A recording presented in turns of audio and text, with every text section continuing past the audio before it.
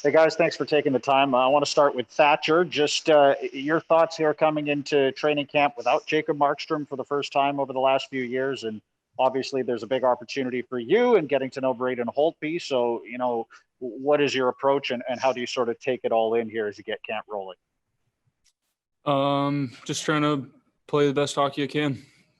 It's pretty much the same as every camp. Me and Holt and I have hit it off really well. He's been in town for probably close to a month now. So we've been in the weight room on the ice together, getting to know each other.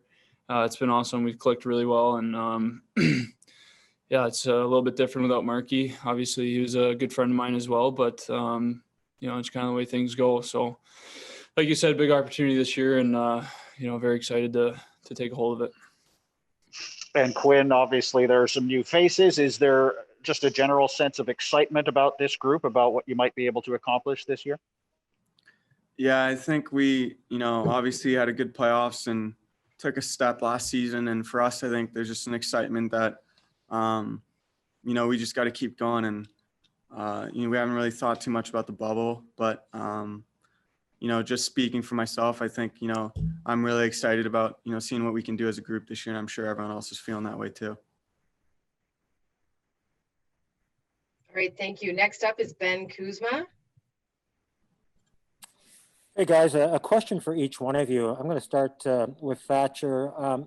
Thatcher, Holtby said when he signed here, he wanted your number right away to reach out to you just to get to know you a bit. I know you've been in town here for a while, so there's been some interaction. What are your first impressions of him as a person and a player? Yeah, like I said, he's been a great guy to get to know so far. Really down to earth, really hardworking. Easy to talk to. Chat about things and share thoughts about different things that we're working on with Ian Clark. And obviously, he's a guy that's been around. He's been to the top of the mountain and a lot of experience, a lot of respect for him. So just being able to soak in some of the things that he has to share has been really beneficial for me. One for you, Quinn. It's almost like you had two seasons last year. I mean, you had the first half, and then it seemed as you gained more attention in the second half. You got hounded, you got harassed a lot, especially in the postseason. How can you build off that? Is there anything in particular that you worked on in the off season, or is it just taking things to the next gradual level? Yeah, I think you hit it there. Just trying to get better at everything I can. And I know I got stronger. That was a big thing I took probably 6 or 7 weeks off the ice and just tried to get my body right and, get stronger and use that time to get better at some things that I usually don't have the time to do. So I feel stronger. I feel older, more mature. I think my skills have increased. So, as the years goes on, I think I'll get better and better. But, so we'll just see how it goes. Next up is Ian McIntyre. Hey guys, nice to see you again. Just to follow up, Quinn, with what Ben was asking you, you said after the spring shutdown, you almost felt like it was your second season. You'd had time to train and mature physically. Does this now feel like kind of a third season? Has there been another incremental improvement since September? Yeah, honestly, I mean, I know it's my second, but it does feel like it's my third season because we technically had 3 camps, one at the start of last year, then one before the bubble, and this being our third. So it does kind of feel like my third year a bit. And kind of what Ben said, I just, to have the 4 or 3 months here, whatever it was, to, gradually get better at everything, I think it helps. And, I'll just see what I can do. Okay, and just one other question for you. I know you guys internalize motivation, but I think there was a feeling around the NHL that the Canucks took a step back after last season ended with the players that you lost. Is that motivating at all if people think that you're maybe not going to be at the top of fighting near the top of the division this year?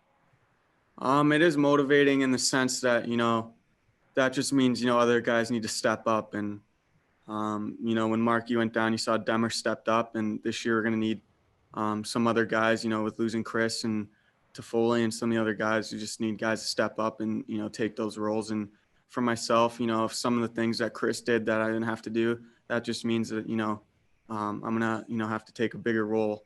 And, that goes along with everyone. Thank you. Next up is Ben Kuzma.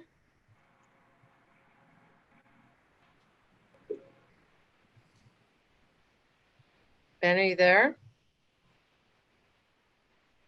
Yeah, I guess I'm up for it. The Deuce, it's great. Thatch, one more question for you. Talking to Braden Holtby earlier, he's talking about little details in his game that he works with Ian Clark on. He's kind of like the goalie whisperer around the NHL. He's such a well thought of guy. What has Ian done with you in particular, Thatch, in terms of working on your game? Is there anything in particular? Like since the bubble? Yeah. Yeah, I mean, I think the advantage of me being in town for the last 3 months is that we kind of get to start from the bottom and work our way back up to where I was in the playoffs. And it's not like I'm rushing into camp and we got to figure a bunch of things out in the short amount of time there leading into the season. So we've had time to, take our time with things, and we started a little bit slow a few months ago, and we've been able to gradually work our way up, just working on details. And, we talk about some things that we saw in the Vegas series that I could improve on. And, I want to take the next step for my career and my season this year too. So it was a good time to be working with Ian. Next up is Jim Morris. Thank you. Thatcher, you've talked a couple times about, you and Braden seeming to get along. You want to get along. Is that necessary? Can two goalies coexist if they don't get along? Yeah, I mean, I'm sure it's happened. I've been fortunate enough in my career where I haven't had to deal with that. I had Richard Bachman in Utica, who's a phenomenal guy to learn from, and then obviously Jacob up here, and now Braden too. So I've been really fortunate in that way, and I think it's something where it just takes a little bit of an edge off you if you you have a little bit of a support from your goalie partner, and if maybe you guys are butting heads, it's something that just nags at you. So I think when you can support one another, it's just going to elevate each other's play, and mainly elevate the team's play if you guys can be a support back there. So it's been good so far with Braden. And Quinn, you touched on with last year sort of a bizarre year overall. Like, you're a rookie, you're trying to figure out the league, and COVID strikes. There's a big halt in the middle of it. Then you come back and start playing hockey in the summertime. You have a playoff series. Looking back, was it kind of a strange rookie year?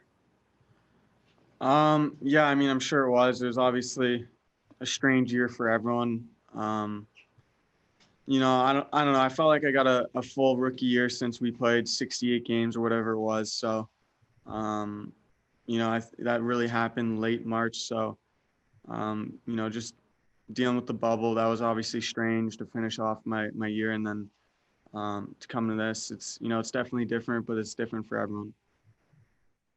Next up is Jeff Patterson.